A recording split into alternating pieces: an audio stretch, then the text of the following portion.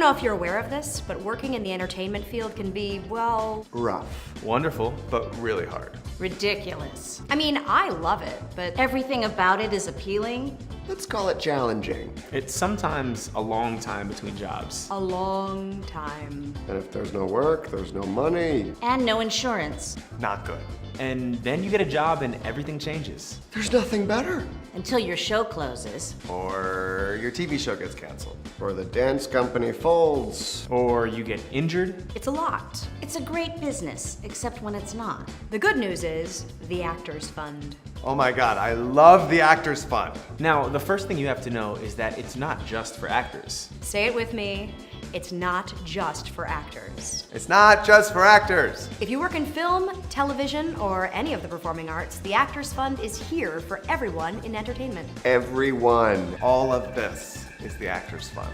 They understand how bananas this business is. Their programs are designed with entertainment professionals in mind. They get it. They are our safe place. Our safety net. And they are completely essential to our community.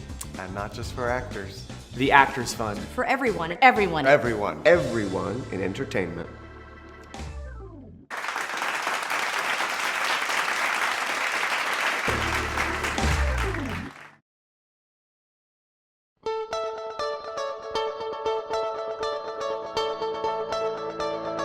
Hello, my name is James Bruno Eibelhart, and welcome to the New Works Virtual Festival, a benefit for the Actors Fund. The Actors Fund is a 501 charitable organization that supports everyone involved in the entertainment industry. So, please make a donation if you can by texting 5678-GIVE to 56512 or go to theactorsfund.org/NWVFest. We appreciate your support, and now sit back and relax and enjoy the rest of the show.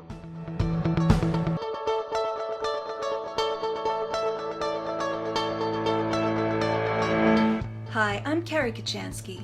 The play you're about to see is entitled Collegeburg USA, the true story of a town in crisis in the advent of a racist regime, or privileged, or supreme.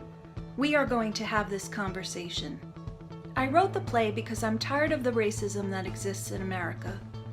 I hope this play will help shine a light on white privilege, unconscious bias, and inequality so that we can work together to create a country that is better for all.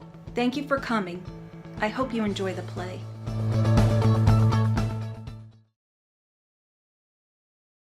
Collegeburg USA, the true story of a town in crisis in the advent of a racist regime, or privileged or supreme. We're going to have this conversation.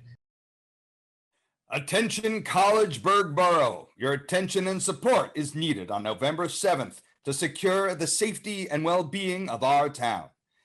As you may be aware, incumbent and current Mayor Sal Tagliano is being challenged by a Democratic candidate from LA, who, aside from tax increases, actively seeks to settle dangerous, or at the very least questionable, refugees in our community. Like President Obama's Department of Housing, he seeks to actively work and use government to change our town demographics to suit his own selfish comfort and to gain political support, regardless of the safety and well-being of our children. Look what refugees have done in New York, brutally murdering innocent women and children. Muslim refugees are also at work in Minnesota, trying to implement Sharia law.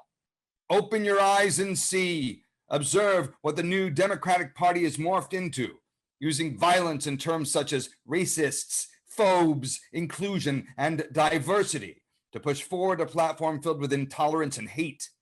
JFK and Martin Luther King Jr. are turning over in their graves. The Democrats claim that hate has no place, but it is they that hate and hold contempt for our country, hate our history, hate law enforcement and our veterans, hate religion, hate small controlled government, hate anyone who holds an opposing view, and hate the Second Amendment. And they seek to bring that type of culture and taxes to our community? Can you name a single city or government that is successful under any of these scenarios? All of the cities under Democrat leadership are murder and crime capitals. They are falling apart and going bankrupt. Is that what we want for our peaceful small town of Collegeburg? Someone who thinks that this is LA and who thinks that we need community organizing? His platform already promises such changes. Aside from seeking refugees, he also proposes transparency, another liberal concept to imply disrespecting the voice of the majority. He wants to create a large open-door office of the mayor. And for what? Mayor Tagliano is readily available every day at his business, and he contributes to our economy. He pays the rent. But of course, the democratic theme of large intrusive government suggests that we use taxpayer money to fund a large office for the mayor to sit in to be transparent and available, because that is what is truly important. I urge you to re-elect Mayor Tagliano. Our mayor has provided a stable, clean, and safe community. He does not have contempt for our town and country like his opponent, but as a Vietnam veteran, he respects and loves our flag and people. He has worked with the council for the past 12 years to successfully keep our town clean and safe. He has also created a business-friendly environment and promoted a successful local economy. I hope you will do what's right. I hope you will vote on November 7th. Thank you for your time.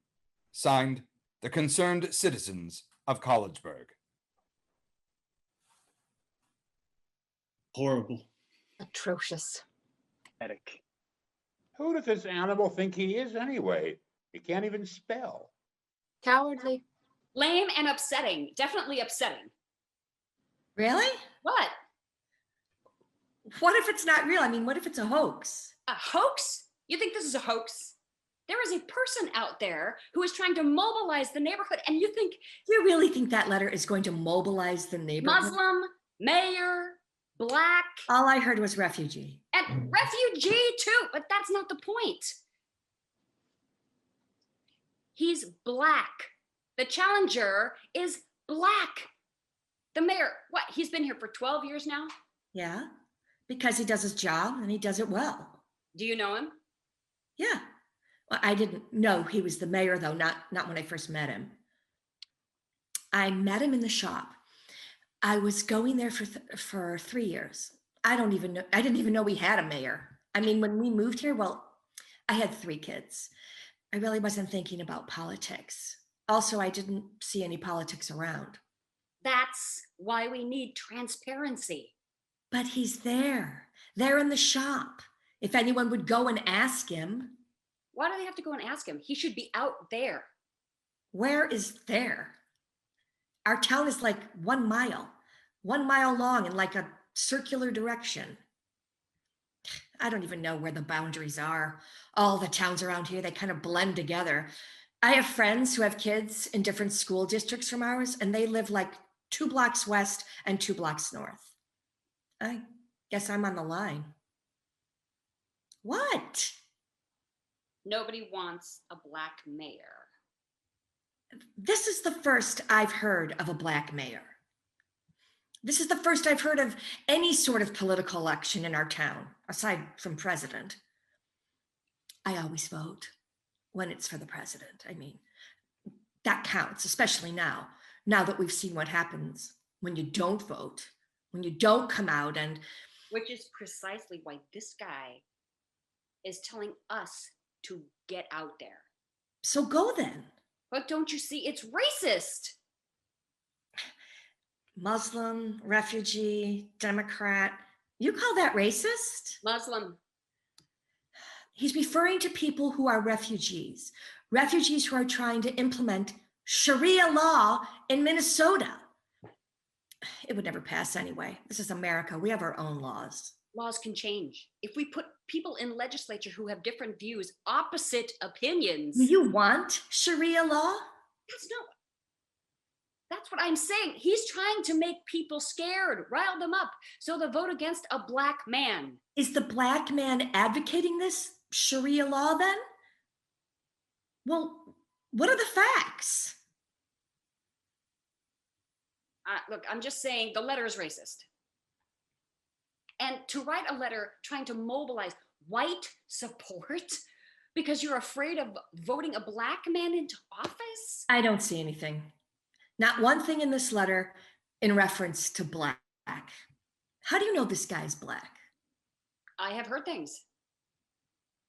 My friends have heard things. They're saying there is a black man running against Sal. So?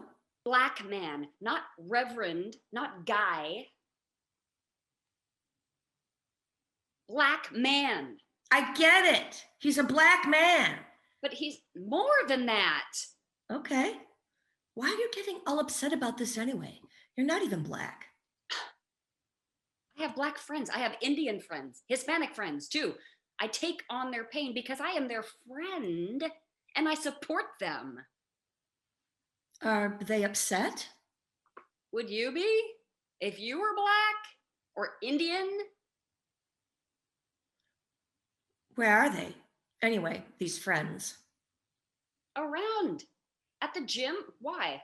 Just, there's not too much diversity around here. I wish there were more. I wish there were more, actually. I'm from a town, actually, that was very diverse in New Jersey. It's like the most diverse town in the country, actually. Well, the county. From what I've heard, the county is the most diverse. Hudson County. I miss the diversity of Hudson County. There were all different types of food there and people. It was cool. So why'd you move here? It was crowded. Here it's chill. I can breathe. Smells good, doesn't it?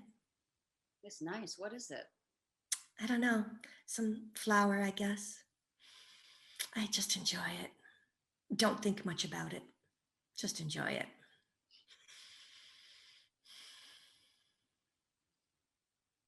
Ooh, pretty close. A little too close. There's an airport. It's not a very big one. It's a small one. Yeah, I know. I've seen it. They don't let anyone, I mean, you have to have a permit or something like that. My friend has a plane. His own plane? Well, he shares it with someone else, but yeah, a 4-seater. Where does he go? Anywhere he wants. But he stays here mostly in the area. He travels for pleasure. He doesn't travel for travel much. He likes to stay home. Huh.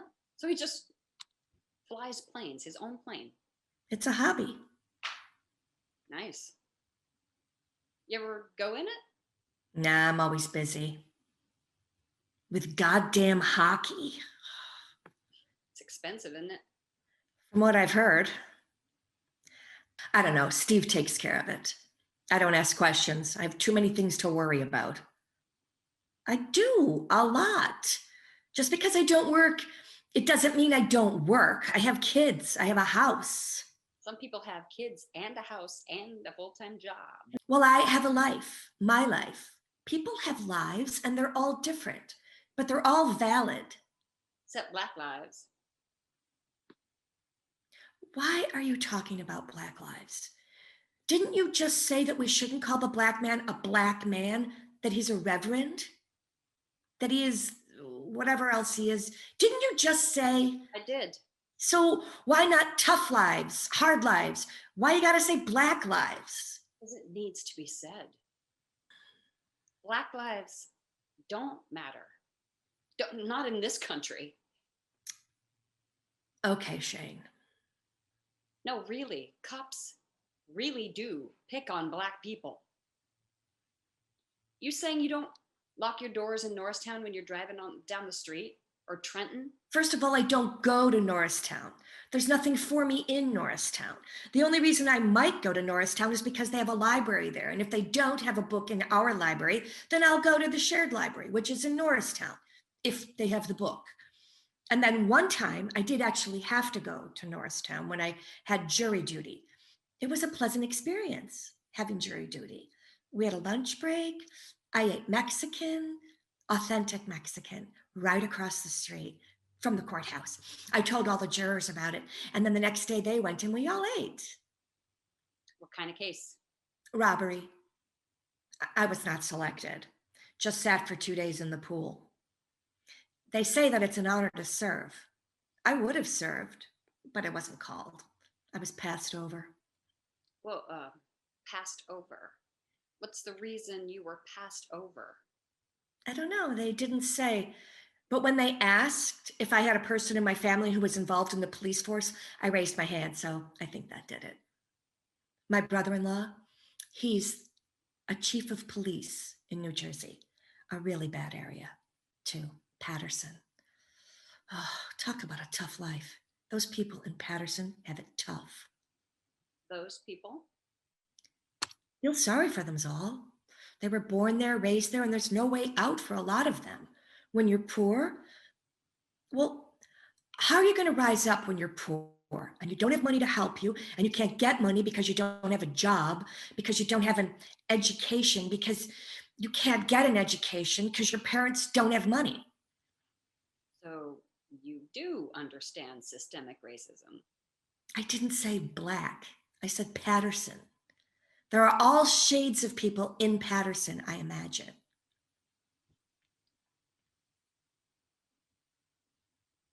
Yeah.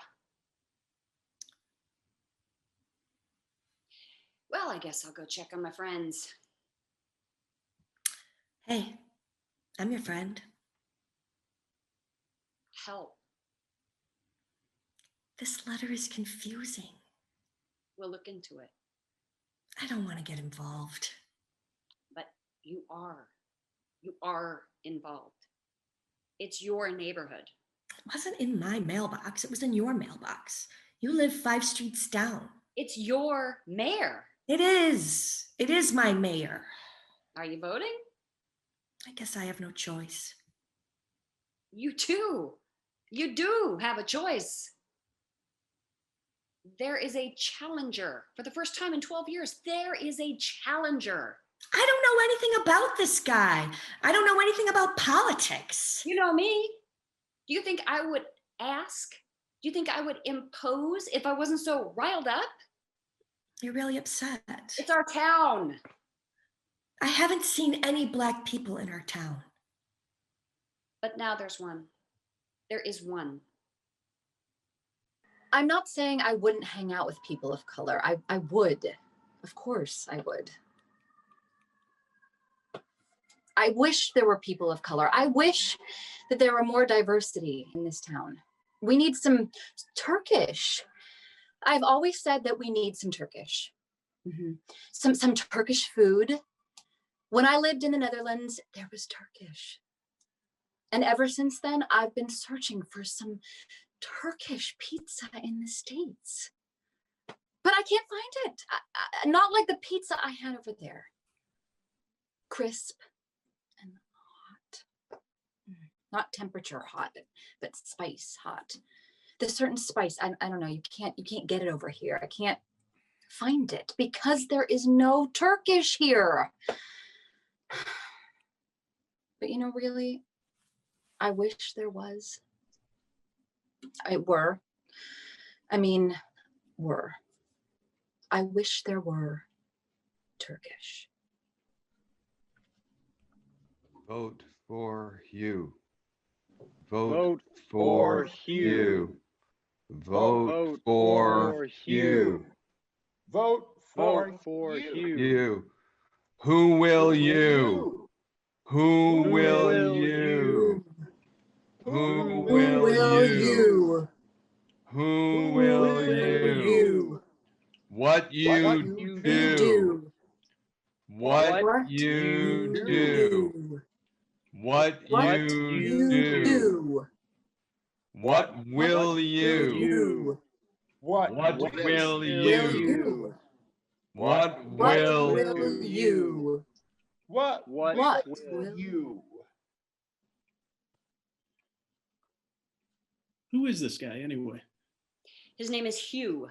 Hugh Dominic, H for short. Age? No, H for Hugh. H-U-G-H. Hugh. Oh, yeah. And he wants to do, what is it exactly he wants to do?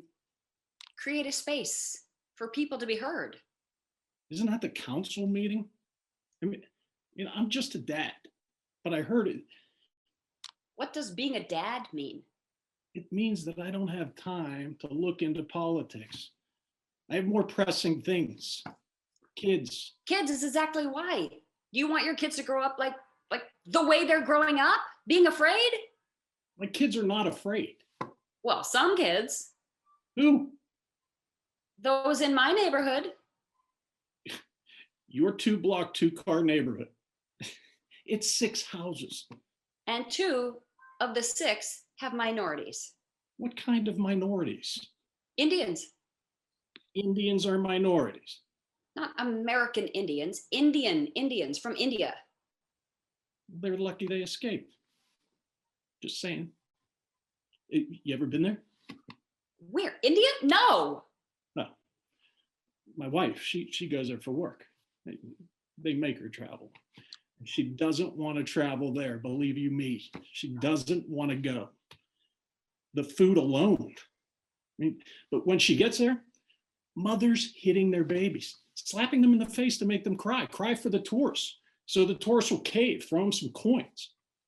Because they're hitting a baby? They don't see them hitting the baby. Well, the slow ones. But shuffling through the dirt. I mean, the stink. My wife saw firsthand these tactics in action. Tactics. It's war. A war for survival. People are using what they can in order to survive. But slapping your own baby. All I'm saying, they made it here, alive, and wealthy, I assume, if they're living next to you. I don't know exactly when they got here or how they got here. But they got here, be it their parents, their uncles or grandparents. They got out of that hellhole. And look at them now, they're living the life. In Collegeburg. Yeah, Collegeburg. It's good enough for me, for you. I'd rather be in New York. Then go. What's stopping you? The bank. I have to sell my house. The market. I thought the market was going up. That's the stock market, the housing. It's buyer's choice, not sellers. So the sellers are doing everything they can. New floors, new shiny windows, invisible fence, hairline triggers for the dogs. People like to sick their dogs onto people. When they cross the line, they're priming their dogs to attack. Not a nice neighborhood, is it? Not when people disturb us, disturb them. People need to stay on their side of the sidewalk.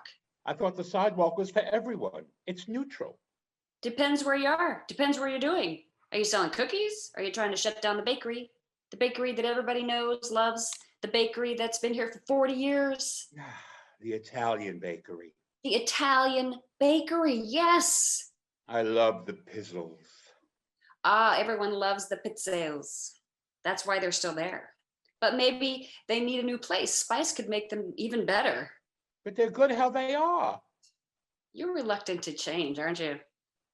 I just don't see how changing the pizzles is going to do anything.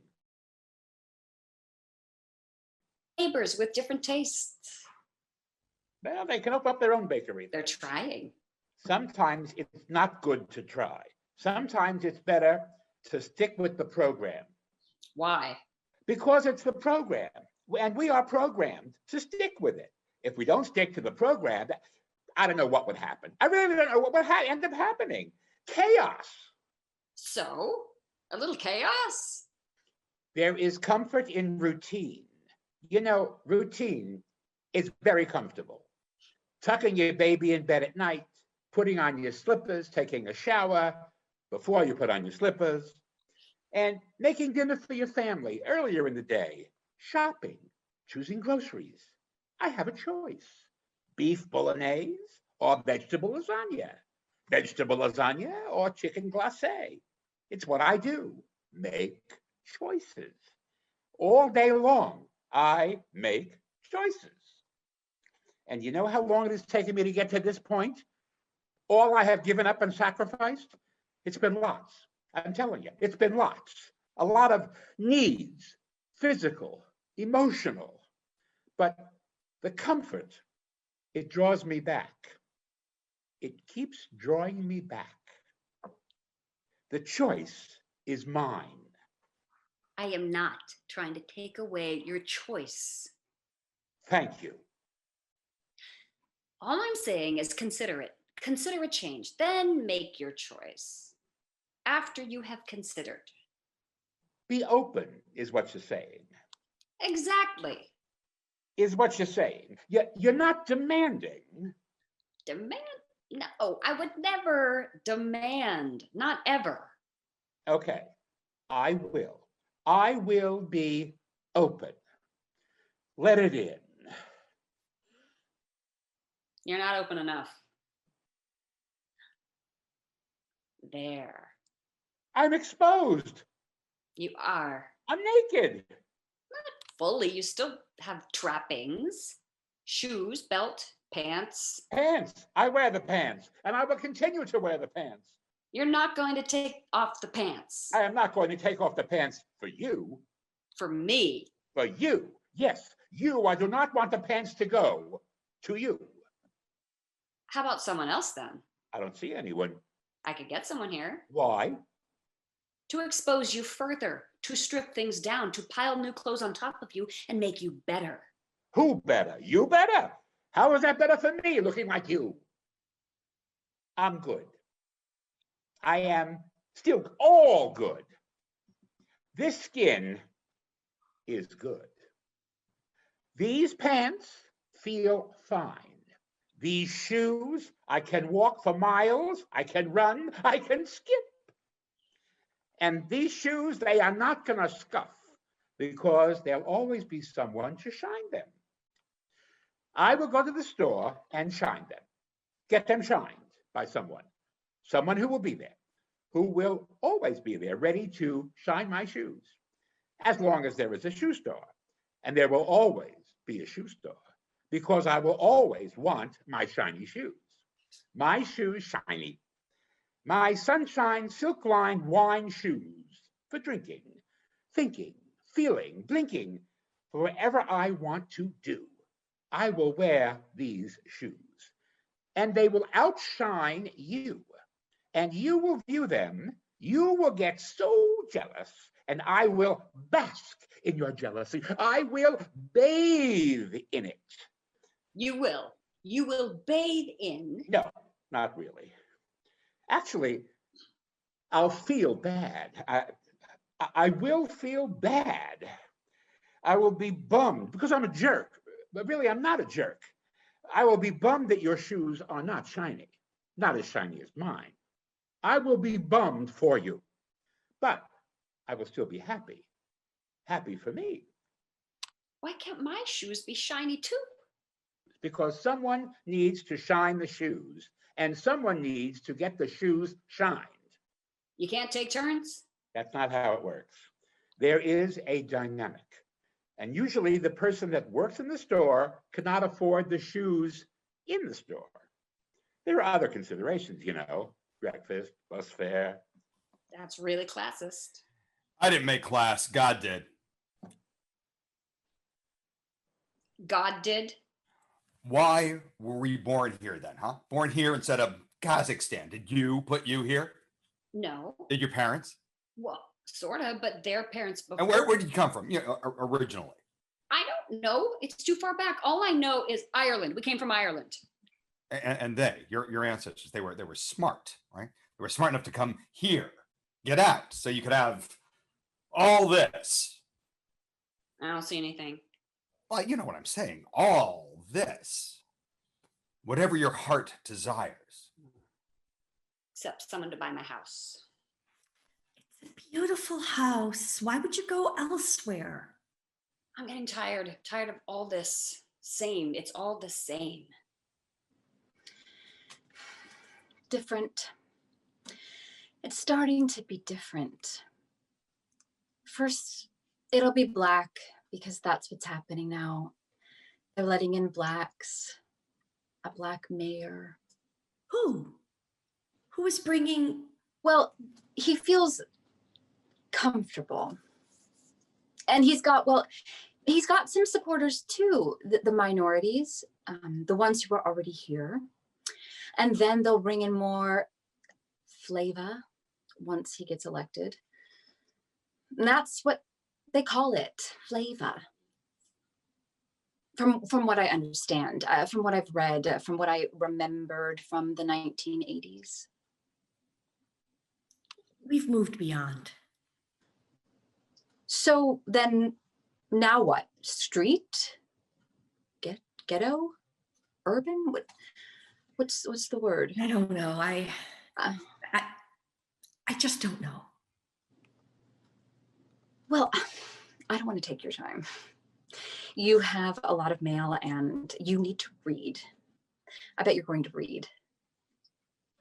You? Oh, Nordstrom has a sale. It isn't much, but I can afford. At least I can afford. Yeah. Later.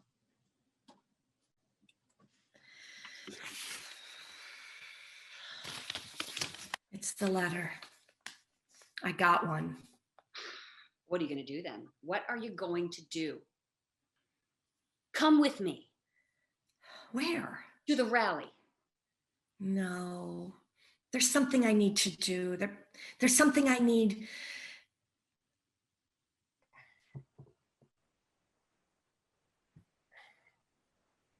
In Kansas, in 2017, a lawmaker who opposed marijuana, legal and vetted marijuana, claimed the drug had a very bad effect upon Black people. Republican Steve Alford told a town hall meeting that marijuana was originally banned because African Americans responded to the worst to cannabis, owing to their specific character, makeup, and genetics. So get this. In 2018, a Republican who was running for Congress told a reporter that the average IQ of a Black person is about 20 points lower than the average IQ of a white person. Yeah, well, in this 2019 study from Rutgers University showed that African Americans with severe depression are more likely to be misdiagnosed as having schizophrenia than any other racial or ethnic group, because there's a tendency for clinicians to overlook symptoms of major depression in African Americans and to overemphasize psychotic ones. This shit's true. I'm not even making it up.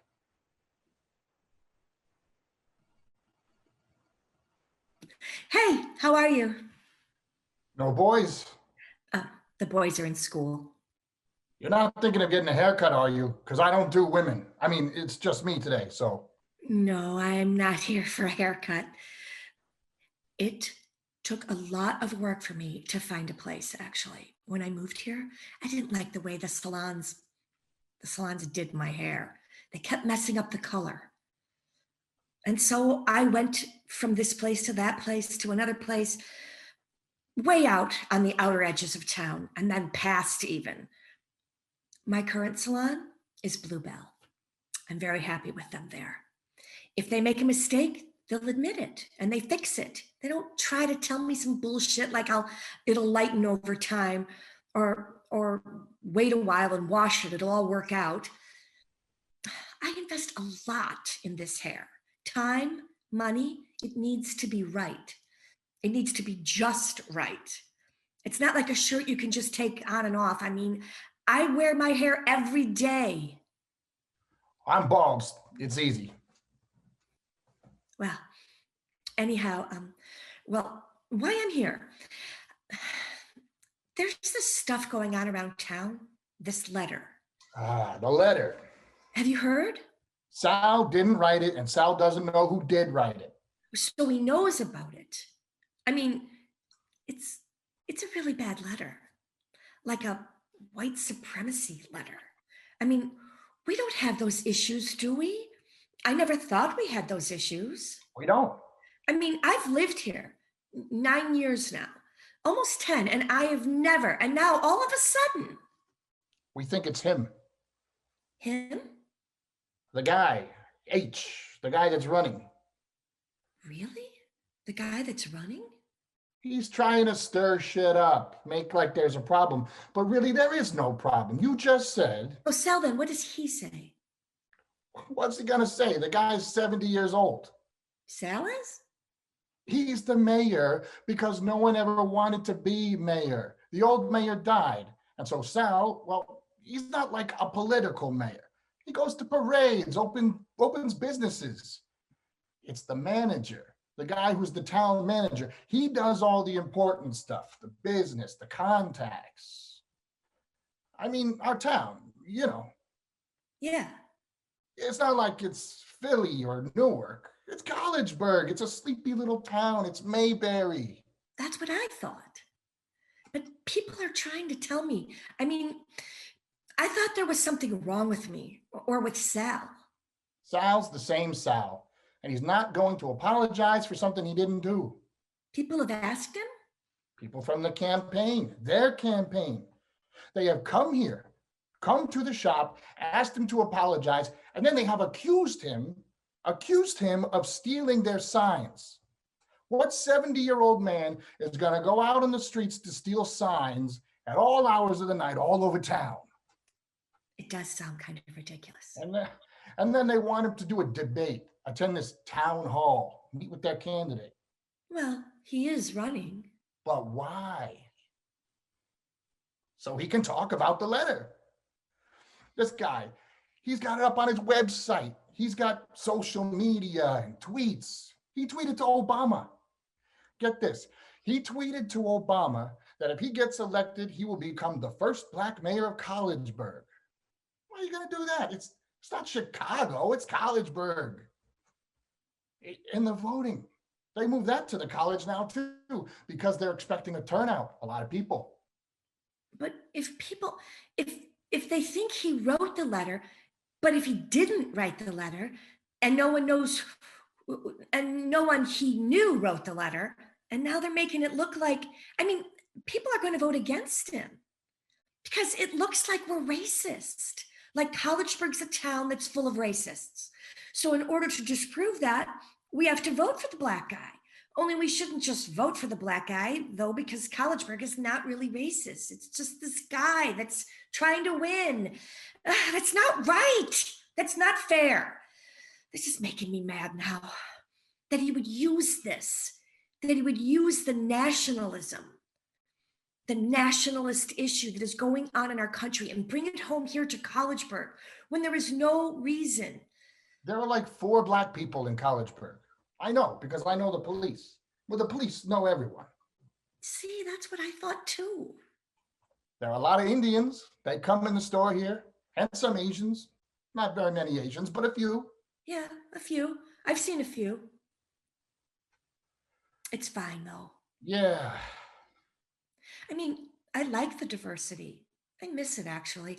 I mean, this is the whitest place I've ever lived. And it's not by choice. I mean, we were looking for houses. And so, I mean, the house we found was here in Collegeburg. Good schools. I didn't know anything else about it really. Just that there were good schools and no crime. You got a big house for the money. Seemed perfect. You know what I mean? It didn't seem like, I mean, this is a really wonderful place to live. There's nothing bad about living here. I mean, I don't like the gun store much. You know, that new gun store? There's another one? No, I mean, it's probably the same one you're thinking of. I just say new because it takes me a while to catch up.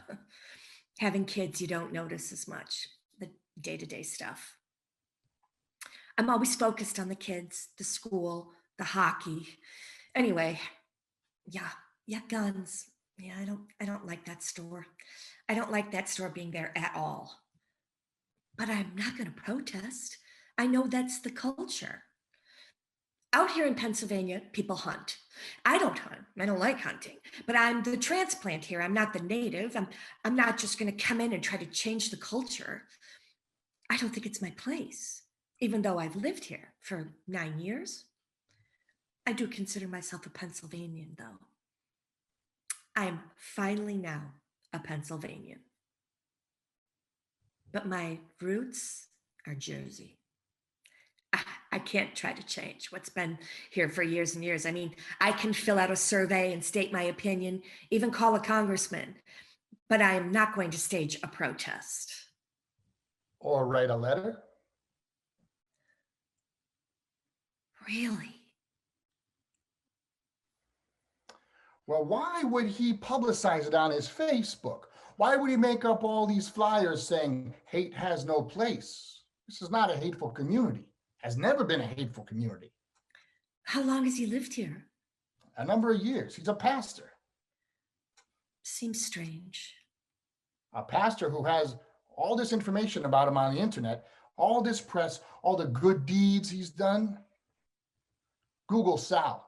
You get mayor, barber, Republican. No fancy kind of fanfare. That's it. The guy doesn't even have an office. Doesn't want one. The mayor doesn't hardly do anything. Why is he going to waste our money, taxpayer money, on an office? But what if somebody needs something or has a concern? They can come here or to a meeting. They have the council meetings, and this guy that's running, Hugh, he hasn't even been there. He's never even come to one. How old's he? Not sure, 60s maybe. Here's his photo. My niece saw it. She drew X's all over it.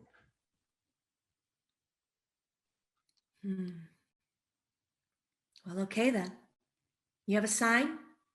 Oh, we might. One, I am going to support you. I mean, I really didn't come to get involved, but. Well, thanks. It's just not right. Some things aren't. Some things just aren't.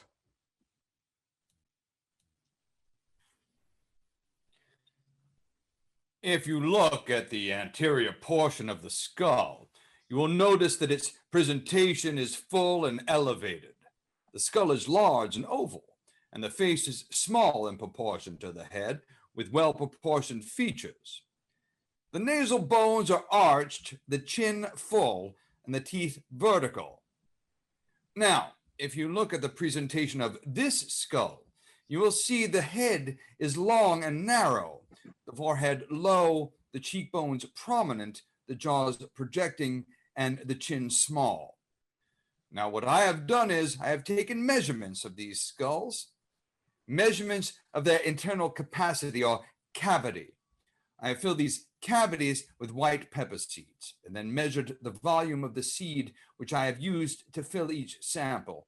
Overall, I have compared 256 skulls and then replicated the measurements to ensure accuracy, and this time used a substitute filling of lead shot. And this is what I have concluded. The first skull, the one of the Caucasian, allows for a bigger internal capacity than that of the second skull, which is that of the Ethiopian. And by Ethiopian, I mean Negro, Caffarian, Hottentot, Oceanic Negro, Australian, Allophorian, essentially any family that is native to certain parts of Africa, including Nubia and Abyssinia, and also to southern India, and moreover, to any country whose inhabitants possess a very dark complexion. Now, this complexion can be characterized by woolly hair, large prominent eyes, a broad flat nose, thick lips, and a wide mouth. And what I have determined is that because the cavity of the Caucasian is much larger than that of the Ethiopian, well, the cavity of the Caucasian is therefore capable of containing a much bigger brain. And since bigger brains are naturally more complex than smaller brains, well, the brain of the Caucasian is more complex than that of the Ethiopian. Now, I have studied Mongolian, Malay, and American skulls too, but this skull, well, it houses an abundance of intellectual endowments, while this skull, unfortunately, does not. This suggests that Ethiopians are the lowest form of humanity. And while it is indeed true that many nations which compose this race present a singular diversity of intellectual character, they still leave on the far extreme. So, in the range of the species of humanity, Ethiopians are the lowest of the low. They are the lowest grade of humanity. Well, this makes sense. I mean, we do need to find some workers for our tobacco. And if blacks really aren't that intelligent as a group per se, then I guess it wouldn't be so unkind to give them a sense of purpose. Put them in the fields, on the farms.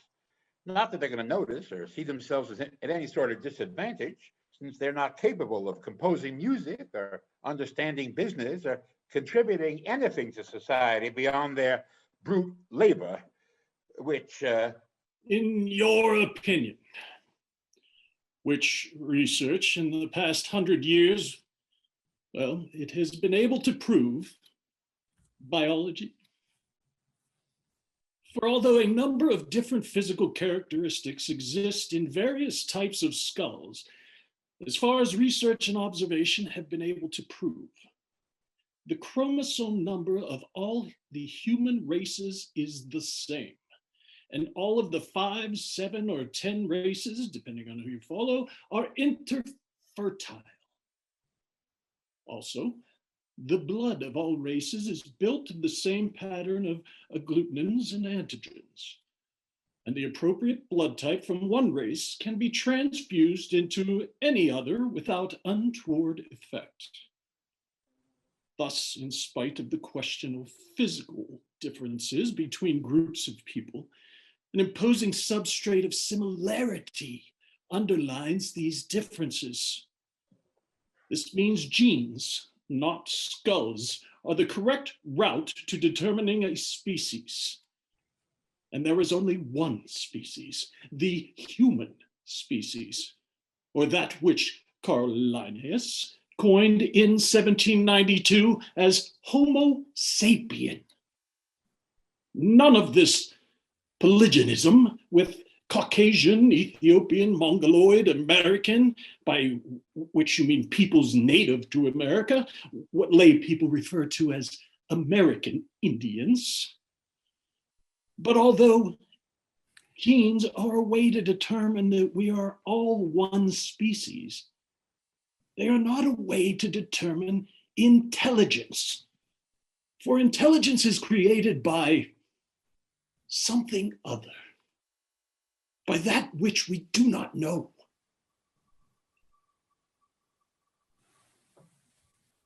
And furthermore, we did not derive from several different pairs of ancestors, like you say, but from a single. From a Darwinian.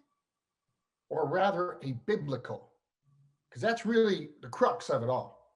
This science is just muddying up the truth. We all know that man came from Adam and Eve. That's just the way it is and the way it'll always remain. Why do you think the Catholic Church is the largest of the religions in the world? Because it's the one that's true, the one that supersedes all of the others. The Jews, the Baptists, the Hindus, the Kubla Khans, they're just parodies made up by folks who didn't want to hang with us, and so they made up their own so they could bond. But it's not Christians. Tell them, Roland. Go on. All humans descend from Adam and Eve, and Adam and Eve were white. The book we call the Bible is a family, the story of God's people, the generations of Adam, and more specifically of his descendants thereafter. All scriptural evidence indicates that Adam was created a white man. Now, the name Adam in Hebrew means a ruddy human being. It is derived from Strong's Adam, which means to show blood in the face or to flush or turn rosy. Strong, by the way, was the guy who created the most complete, easy to use, and most understandable word index for studying the original languages of the Bible. Now, one geneticist describes skin color as the color of normal human skin due to the presence of 3 kinds of colored chemicals or pigments. The most important of these pigments is melanin, a dark brown substance. The second of these pigments is carotene. This is a yellow substance which is present in carrots, from which it gets its name, and egg yolks as well as human skin. The third pigment is hemoglobin, which is the red coloring matter of blood. Now, the hemoglobin occurs beneath the skin, so that very little can show through. In fact, fair amounts of melanin or carotene can cover it up completely. Hemoglobin does, however, show up in the skin of white men. It is the hemoglobin that accounts for pink cheeks and the ability to blush, says William C. Boyd, PhD in the book Races and People. Now, Adam, if you will, was fair and white, which caused the hemoglobin to show in his skin, making him look ruddy and giving him a flush look.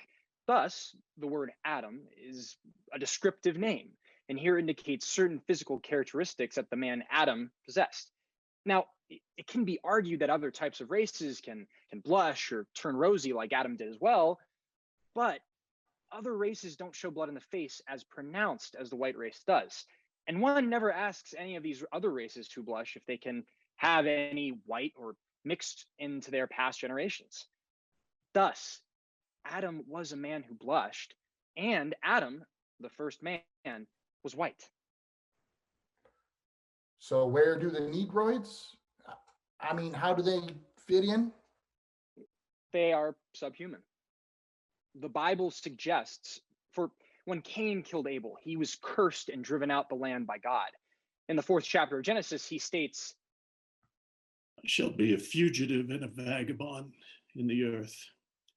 It shall come to pass that everyone that findeth me shall slay me. But if only Adam and Eve existed, well then, who was Cain afraid would kill him? Well, it is quite clear that everyone to which Cain was referring could not be Adam and Eve. So then who? Well, Cain knew about the subhumans. God even verifies this when he says that, whosoever of the other people might slay you, vengeance shall be on that person. And then God gave Cain a mark. A mark? Cain was turned into a Negroid. And it was not so that Adam and Eve could recognize Cain upon their seeing him, but so that the subhumans would stay away upon their finding him. And so then? Well, he married, had children. But if Eve was the only, well, then how could? He married a subhuman. So? Cain was the first to practice bestiality. The Bible is quite clear. There were many others at the time of Adam and Eve. And while the Bible does not support the idea that Adam and Eve gave birth to all of the different beings, it rather implies that Adam and Eve were separate, a separate creation which was called on for God's own purpose. And so the subs? Well, we will talk about them later in the Bible. And it is our understanding of them which will eventually lead us to the end of the two false arguments of creation versus evolution. We could go into many more details and examples, but wouldn't the flood have killed out all the pre-humans in the Bible? No, because Adam and Eve would have included 2 of the Negroids, as well as all of the other animals. Are we called to hate the Negroid? No, they cannot help being born subhuman. It's like hating a dog for being a dog. Negroids do commit crimes on very high levels, but that is because, like all other animals, they have no soul and thus have no conscience. What does science say about Negroids? What does science have to say about Negroids? And what are some of the differences between humans and Negroids? Science has a lot. Actually, it ties in with some of the differences. And here are just a few. Negroids have a smaller brain. The Negroid skull is twice as thick as the human skull. The teeth of the Negroid is much larger. The nose of the Negroid is flared at the nostrils, closely resembling the ape. The eyes of the Negroid are always brown, with quite often a tint of yellow, also like the ape. The Negroid has an awful smell that is repulsive to humans, but it does smell good to them. There are 3 reasons for this. The Negroid has larger sweat glands. Sweat stinks. The Negroid has a mating smell that, like in animals, it's used to attract a mate. The Negroid has a lot more melanin in their cells. Melanin stinks. Ever smell cheap suntan lotion? That is melanin. The tailbone of the Negroid is extended out. It kind of looks like a tail on an X-ray. That is why Negroids appear to have larger rear ends. The Negroid penis is actually smaller than the human penis on average. It only appears larger because of all the extra fatty tissue that exists on the Negroid penis. And now, we really must... Wait. What should we do about the Negroids? Stay away from them. Only contact them when needed. Violence against them only plays into their hands. Remember, it's not their fault for being a Negroid. They were born into that species. Should we witness Christ to the Negroids? No, Negroids have no soul. Therefore, they can never get into heaven or hell. They are simply destroyed like the rest of God's creatures. And we must really go on and vote. And you should. You really should too.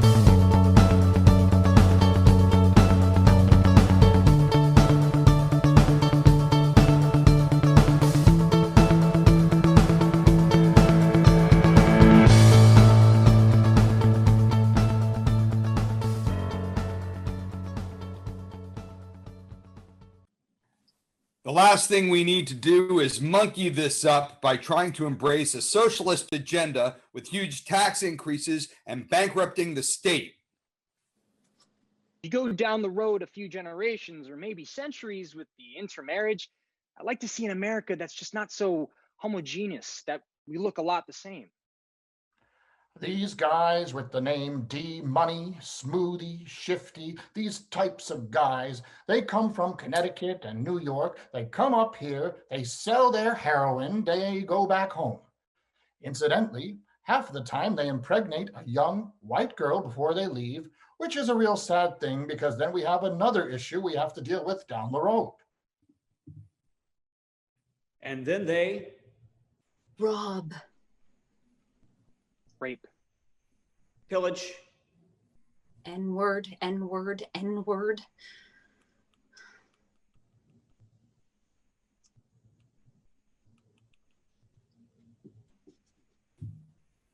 Hey, could you spare $1? I'm sorry, I don't have anything. Well, thank you. I don't carry cash. I only have credit. You got credit. Credit, cash, credit. Well, that's cool, and thank you. I think it's better than stealing. Asking. Yeah, asking. I wouldn't be one to take, no matter how. I mean, I got a compass, moves west and then east, sometimes even north, but not south. Never south. Good. That's good. Sorry. Yeah. I'm sorry.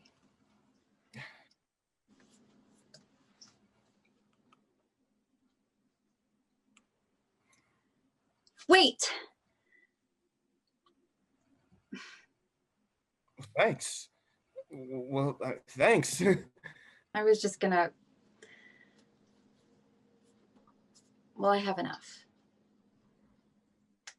Enough. More than I could want, and more than I could possibly need. Imagine. It's not as great as you. You forget. You forget to be thankful. And you reminded. Oh, here. What's this?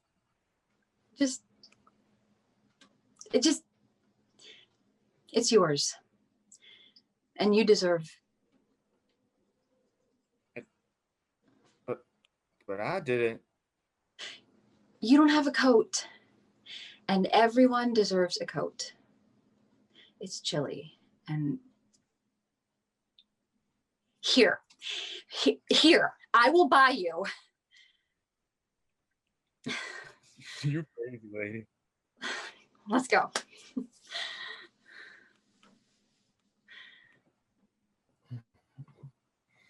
Let's go.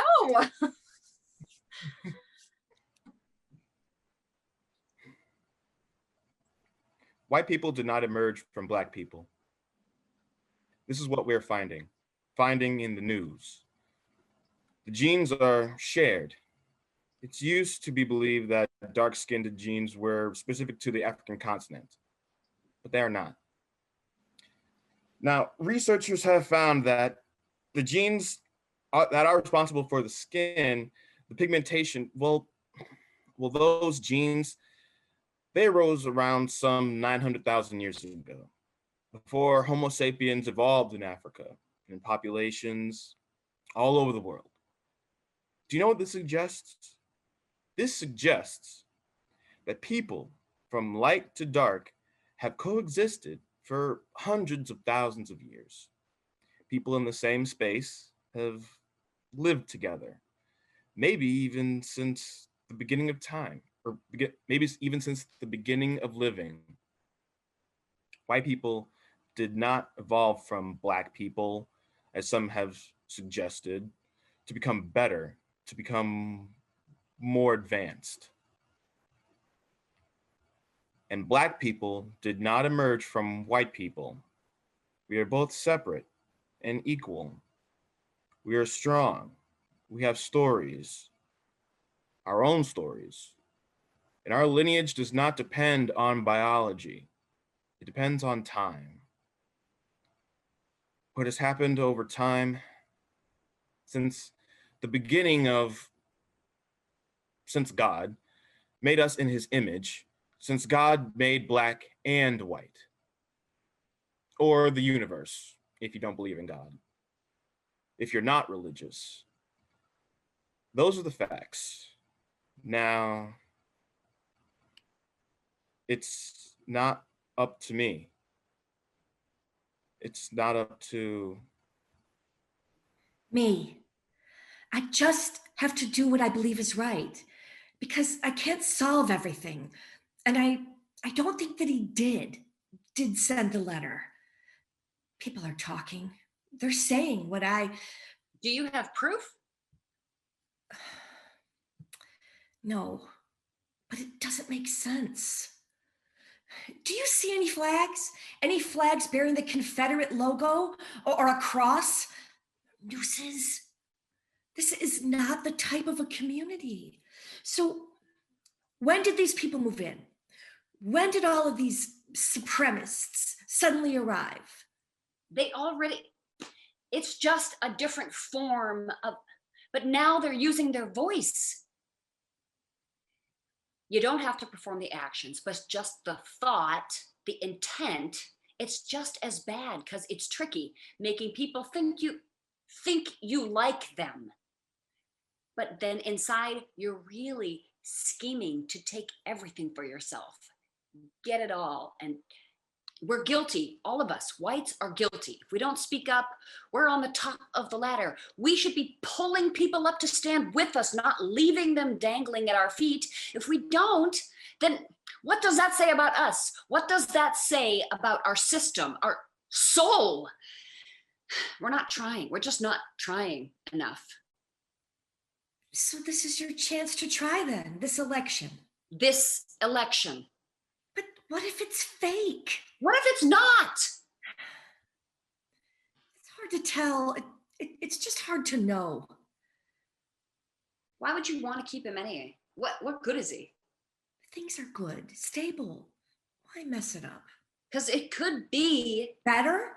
It's not going to be better. Already I'm feeling uncomfortable. Well, maybe we need change. It's scary. It's uncertain. It's uneven. And you just don't know. But it can also be exhilarating. It can lead to growth. You don't want to grow? I'm 47 years old. I just want to relax. Enjoy what I have. You know how long it took me to get to 47 years? And now that I'm here, I want some peace. I just want some peace. You're hurting me. It's just a sign, Shane. It's just a politician. It's an election. And you choose your camp.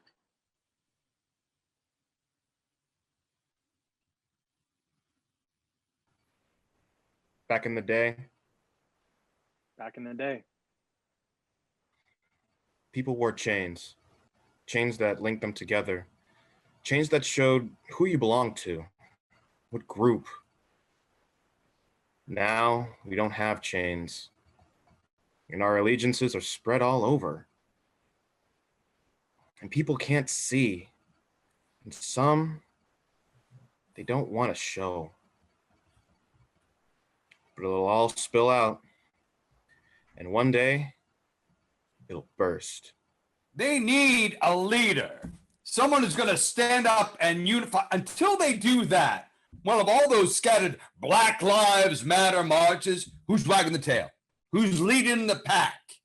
You're comparing blacks. No. I never said the N word. I never compare a person, any person, to any sort of non-human creature. I'm just trying to make a point. That organized is not organized. You need to have a figure, a head to inspire, like Martin Luther King. Obama? He had a job, and it was not to lead a movement. It was to lead a country, and he did what he came to do until it got undone. So now what? So now, nothing. Well, why not stand? Because I don't wanna. I'm busy. I'm tired. Got a life. Lucky. I'm lucky. I sure am. Making it with the market. It works for me. He fell in soft. He sure fell soft. Hi. Hi. Have you heard about this letter? This letter in the community? No. Well, it's racist. White supremacists. Look, I'm late for a meeting. Are you supporting? No, I'm not supporting. Not that it's any of your business. I have rights, privileges, and I don't need to explain myself. These times need explanation. What? These times. Are you for or against us? For who? For what? Collegeburg. Because let me tell you something, sir. Collegeburg matters. I know it matters. I live here. And now we have a problem with racists. How can there be racists in Collegeburg? There are like all white people. Exactly. There's hardly any diversity. We know. I mean, just the other day, I was trying to get Chinese. I mean, real Chinese, authentic Chinese. And there really was nowhere. Wegmans? But it's not the same. Their Chinese is, well, it's not Chinese like, it's American. And American Chinese is not like real Chinese. It's not as greasy, as thick. It's like watered down. It's like homogenized. That's it. It's homogenized. Homogenized. They take out all the flavor. I don't know why they take out all the flavor. I don't know what they're afraid of. That will like the authentic so much more that we'll never buy American again. And so what if we didn't? Wegmans will survive. They can't own everything. Amazon owns everything. Well, sells everything. But there are still bookstores. The bookstores are closing. All these little shops, they have to compete. Well, there is something to say about delivery to your door for free if you upgrade to Prime. But it costs something, doesn't it? If you progress. Yeah, but if you use it a lot, it's worth it. It works out. You're ahead of the cost, ahead of the spend. It works in your favor. It does. It does. So about the... Yes. Look, I don't know. So read, form an opinion, decide for yourself. Think about what this is, what you want to do. How do you want to fight this? I don't think there is a problem, by the way, a white supremacy problem. I mean, not here, but I'll read it. I'll form an opinion. Yes, it's true. Race is not biological. We do not have one gene that makes us white or makes us black or Asian or Indian, for that matter. But what we do have are collections of genes, a genetic complex, if you will. And when these genes combine to determine skin color, disease propensity, facial proportions, the distribution of sweat glands, hair color, things like that, they create a near perfect map for people to trace their roots all the way back to the land from which their ancestors came. And once arriving in this land, they uncover their ethnicity. Now, in the old days of yore, the ancestral environment, a person's ethnic identity, was a lot more important than their physical appearance. People who were different ethnically might be considered to be different morally.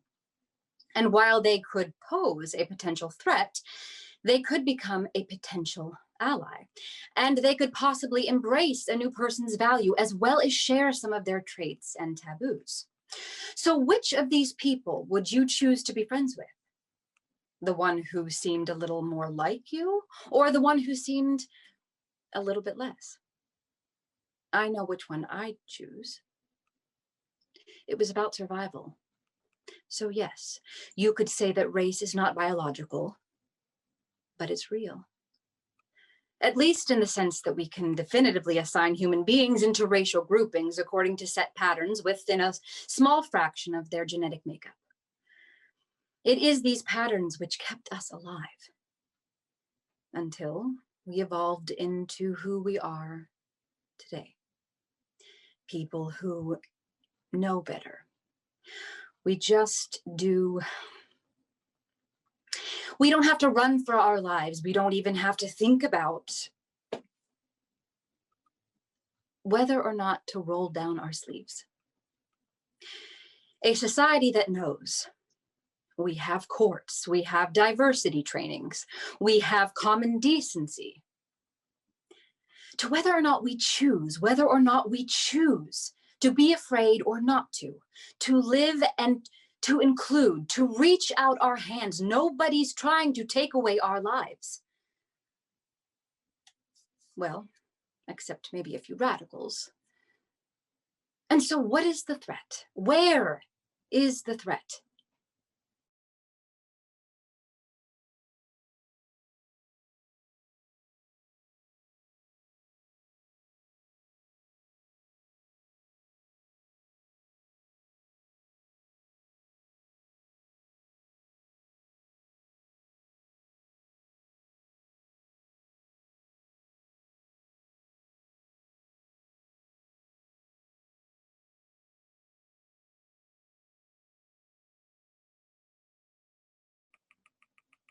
I'm sorry, we don't have any more room. I mean, we just don't have any more room. So did you do it? Did you vote? No, it's too overwhelming. And I don't want anything to do with, I don't want anything to do. We hold these truths to be self-evident, that all men are created equal, and that they are endowed by their creator with certain unalienable rights, that among them are life, liberty, and the pursuit of happiness. And so, all persons held as slaves are, and henceforward, shall be free. But don't forget this survival of the fittest, which I have here sought to express in mechanical terms, is that which Mr. Darwin has called natural selection, or the preservation of favored races in the struggle for life. No species can go on reproducing itself without finding some natural check upon its growth.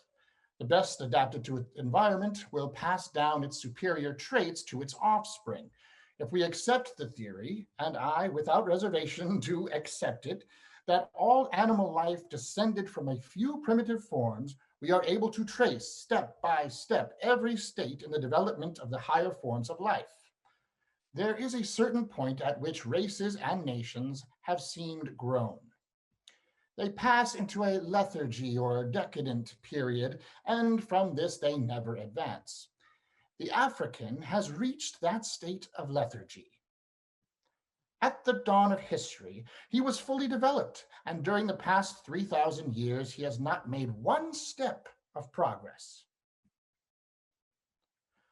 The superiority of the American Negro to his African brother, who is a savage and a cannibal, is due to slavery, as the present attainment of the American Negro has been solely the result of his close personal contact with the white man. The Negro has been domesticated. I wonder if African Americans can become an integral part of the Anglo-American civilization. The Anglo-Saxons have been most successful in dealing with the many barriers to development which nature has placed.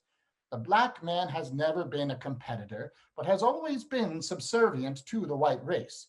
And just so long as he remains subservient, his position is secure. And just as soon as he becomes a competitor, his fate is sealed. Because the strong will survive. The weak will oppress. The good will fight. Pissed will rise up. Votes. We have the votes. We'll have a mayor, and he will represent. Vote for you. Vote for you. Vote for you. What will you? What will you? What will you? Who are you? Who are you? Who are you? Who are you? What you do? What you do? What you do? What you? The future. Hey, you selling your house? Maybe not. Maybe not. Maybe.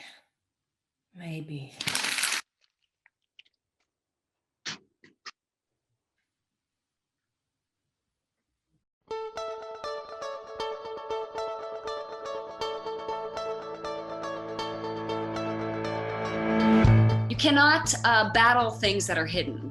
The only thing that's great about this president is that he's like turned over the rock so we can see the slugs underneath. This is the great thing, because you cannot battle it if they're hiding, and it's really just brought a lot of things to the surface. So now we have to look at them. Now we have to deal with them, and there's no way to move forward except for this ugly, ugly time in American history. We have to do it. It's like the really, really painful growing growth spurt that the United States has to go through right now.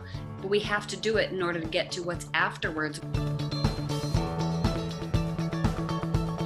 I've done 800 million benefits for 800 million charities. Some of them come, some of them go. Some of them have incredible overheads with people who are drawing huge salaries and fabulous offices. The Actors Fund was there at the beginning. I mean, it was with vaudeville.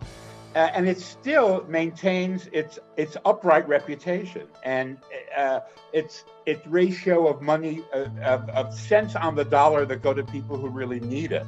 It's very high as opposed to a lot of other charities that are in the charity business. The Actors Fund is really in the helping business. And when they say the Actors Fund is for everyone, they're not kidding. It's not for actors, it's not for people in theaters. I mean, it's a safety net for a lot of different people. And the proof that it works is it's still here. So make sure you make that happen.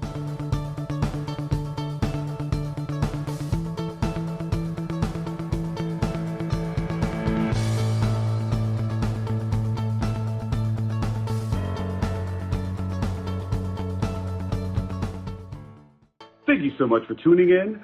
Please don't forget to donate to the Actors Fund. The information is below. And stay tuned tomorrow. Same time, same place, here at the New Works Virtual Festival. Have a great night.